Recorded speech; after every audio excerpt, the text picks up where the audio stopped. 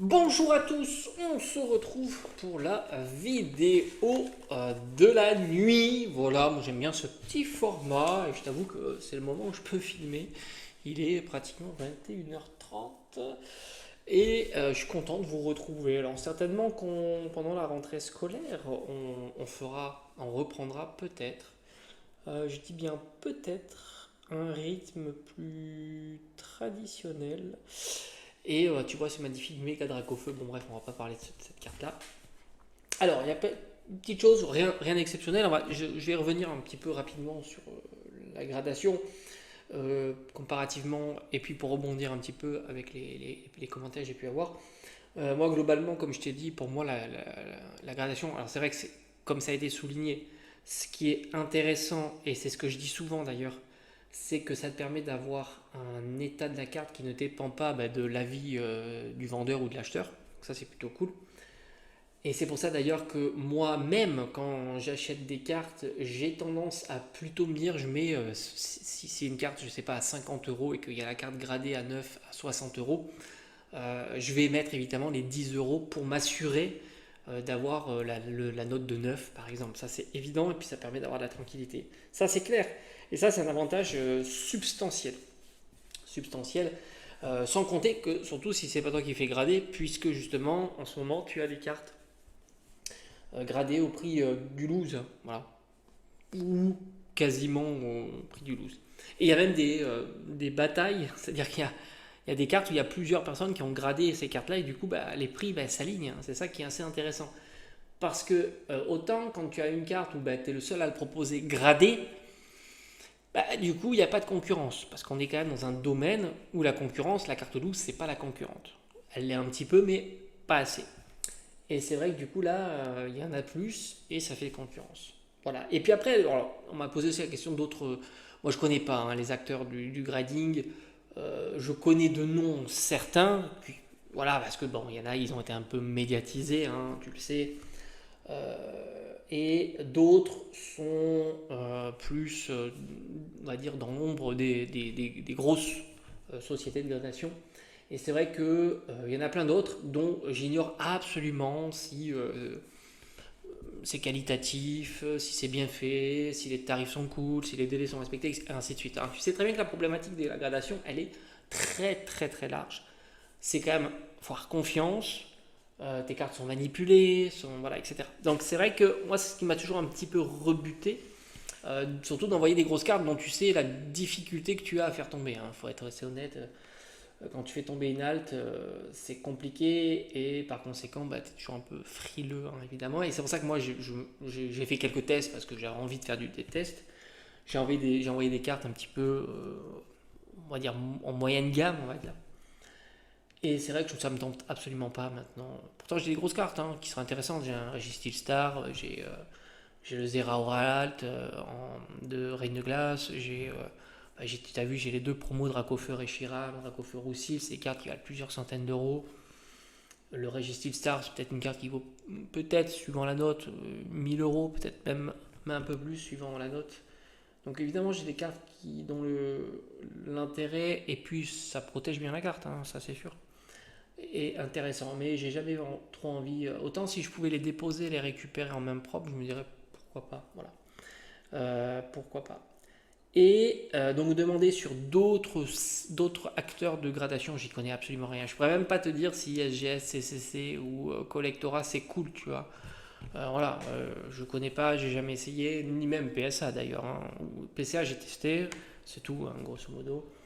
Et donc voilà, donc je suis pas bien placé pour te donner ce genre d'informations. Maintenant, ah oui, alors ça c'est cool, ça va faire rager certainement beaucoup, parce que beaucoup sont pas du tout intéressés par le. Alors, je mets des guillemets quand même, je vais essayer de développer un petit peu. Ils ne sont pas intéressés par l'application parce que c'est pas des cartes physiques et beaucoup sont intéressés par l'aspect pécunier de la carte. Il faut quand même pas se mentir. Beaucoup sont venus sur Pokémon et restent sur Pokémon parce que les cartes ont une certaine valeur, parce que c'est un placement et un truc et de la collection placement-investissement, c'est corrélé. Sinon, on n'aurait pas vu évidemment cette affluence de personnes sur Pokémon. Il faut être assez objectif là-dessus. Moi-même, je l'ai vu sur le terrain. Tout comme sur Lorcana, beaucoup sont venus sur Lorcana parce qu'au départ, ils pensaient que ça allait valoir que dalle. Puis au moment où ils ont vu que les cartes à 3 chiffres commençaient à arriver, ça a un petit peu affolé tout le monde. Et du coup, l'application, ça attire pas grand monde parce que il n'y a pas cet aspect pécuniaire. Maintenant, on ne sait pas comment ça peut évoluer. Tout est possible sur une application. On peut toujours attendre un système d'échange avec... on ne sait pas. La collection, elle est toujours possible, etc. Et du coup, tu verras que si un jour, il y a un type... Tu ouvres des boosters, tu peux vendre des cartes virtuelles ou il y a un système, etc. Tu verras que ça va évidemment impacter l'application. Il y aura des personnes qui étaient plutôt réfractaires à cette application qui viendront évidemment. Et pour revenir sur le sujet, il y a 2 autres cartes qui ont fuité. Alors oui, je me suis planté sur mon short, je suis désolé évidemment. La Reshiram Alt visiblement sera dans 2025, donc pour les prochaines séries. Mais là, en tous les cas, il y a bien 2 cartes, peut-être que j'en ferai un short. La Mewtwo alternative qui est incroyable, franchement elles sont belles, allez voir, elles sont vraiment cool. Je vous mettrai peut-être que je mettrai une petite illustration. C'est pas le but de ce type de vidéo de faire du montage, mais je le ferai peut-être. Il y a une Mewtwo Alt incroyable. Et donc type Alt, il n'y aura pas de texte, enfin tu comprends, c'est virtuel. Avec le format un peu ovale comme ça, comme on avait avec Pikachu. Et une Evoli qui semblerait plutôt être une AR, très sympa aussi. Et c'est vrai que j'avais eu ce commentaire qui est assez marrant, c'est-à-dire qu'ils nous mettent des cartes, on va dire, pas intéressantes dans nos séries, et puis ils mettent des superbes cartes pour l'application, bah oui c'est sûr. Mais les séries suivent une trame, certainement, qui correspond au jeu, à l'évolution du jeu, etc. Donc c'est un peu normal de... Ça serait pas normal, justement, d'avoir des nouveaux Pokémon et qu'ils soient jamais mis à l'honneur sur les formats les plus populaires. Voilà, c'est ça qui, pour moi, qui me choquerait le plus, même si ça ne nous plaît pas, d'avoir du BK Glaçon Alt, d'avoir le Vrombotor, d'avoir les Adoramis et ainsi de suite, mais ça fait partie de la continuité de Pokémon, évidemment. Et maintenant, alors ce petit Duopack, il n'est pas là pour rien, évidemment, on va parler un petit peu du CD, principalement de ce genre d'items, Duopack, Tripack, Booster sous blister. Alors déjà, je suis allé dans mon jouet club, pourtant j'étais quasiment sûr qu'il y aurait encore des Duopacks de ce format-là, évidemment. Et ben je me suis planté, voilà, c'est comme ça. Il n'y avait absolument plus de Duopack. Ils avaient encore le Duopack Peau Marmotte, mais ça, bon, il y a du EV, forcément. Ce Duopack, au final, alors dites-moi un petit peu chez vous s'il y en a encore, parce que ça serait intéressant de voir si par chez vous, vous en avez encore. Évidemment, c'est un Duopack intéressant, que ça soit pour la collection scellée, pour dans le but d'avoir un item qui a un fort potentiel d'augmentation avec le temps. Je préfère mettre des guillemets parce qu'on n'en sait rien au final. Tout est possible avec Pokémon. Peut-être qu'un jour, il y en a, ils vont se réveiller et dire avec Karaté Violet, c'est une dinguerie. Et ainsi de suite. Peut-être. Il y a moins de probabilités, mais tout est possible. Et du coup, je me suis dit, bon, quand même, il est vendu à 14 €. Je pense qu'on en trouvera encore. Eh ben non, il n'y en avait plus. Et pourtant, je te ferai un short demain. Ils ont énormément de stock de tout. Ils ont encore les coffrets pour roi, ils ont du 6.5, ils ont le pot marmotte, enfin, tu verras, les tripacks. Ils avaient même des petits bundles de Destiny de Paldea. Ils me faisaient de l'œil parce que moi j'aime bien, je tombais sur le charme des petits coffrets comme ça. J'adore, c'est ma collectionnite aiguë qui refait surface. Et du coup, puis je crois qu'il y a du tripack aussi de Paldea. Et du coup, je me suis dit, mais ça a été vraiment très acheté ce genre d'item.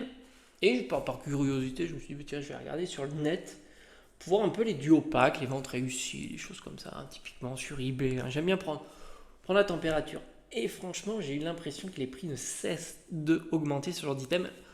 Petit truc qui m'a vraiment surpris, c'est par exemple les duopacks génération. Tu sais, les duopacks génération pour les 20 ans.